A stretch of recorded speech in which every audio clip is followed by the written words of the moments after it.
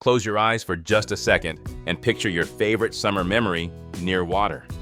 Maybe it's the smell of sunscreen, the sound of a boat engine fading into the distance, or the way the late afternoon light turned everything gold. Now open your eyes and imagine that exact place. Not flooded, not polluted, just gone. Replaced by cracked, sun-scorched mud and pale limestone that hasn't breathed open air since your parents were teenagers. That's not a nightmare. That's Canyon Lake, Texas. Right now, today. I drove out there this week, and I'm telling you, nothing prepares you for it. You stand where the water used to rise 30 feet above your head, and the silence hits different. There are no boats, no kids laughing, no fishing lines cutting the surface, just wind moving over dry earth, and the ghost of everything this place used to be. As of this morning, March 31st, 2026, Canyon Lake is sitting at roughly 886 feet in elevation. That puts it more than 22 feet below where it should be. We're at 59% capacity, and the lake is bleeding out fast. 34 million gallons vanishing every single day. The math is brutal and simple. The Guadalupe River is feeding the lake just 30 cubic feet of water per second.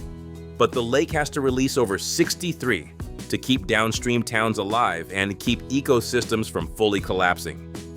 It's like trying to fill a bathtub with the drain wide open and the faucet barely dripping, and the heat isn't helping. Record temperatures are pulling moisture straight off the surface before it even gets a chance to matter.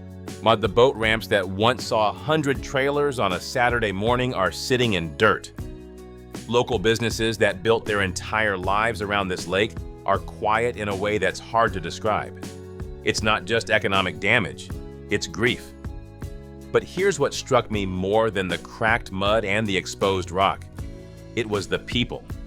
Engineers are working around the clock, drilling deeper, pushing faster on groundwater projects, tapping aquifers like the Carrizo Wilcox that most folks had never heard of 5 years ago. Neighbors are cutting back without being asked.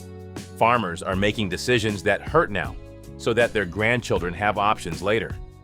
There's a discipline forming in this region that isn't born from fear. It's born from love. Love of this place. Love of what it meant to all of us. The American West has always asked hard things of the people who chose to call it home. Canyon Lake running dry is one of the hardest things this generation of hill country Texans has had to face. But if you look past the cracked earth and the empty docks, you'll see something forming. A community deciding, quietly and without fanfare, that they are not going to let this be the end of the story. The water is low. The spirit isn't.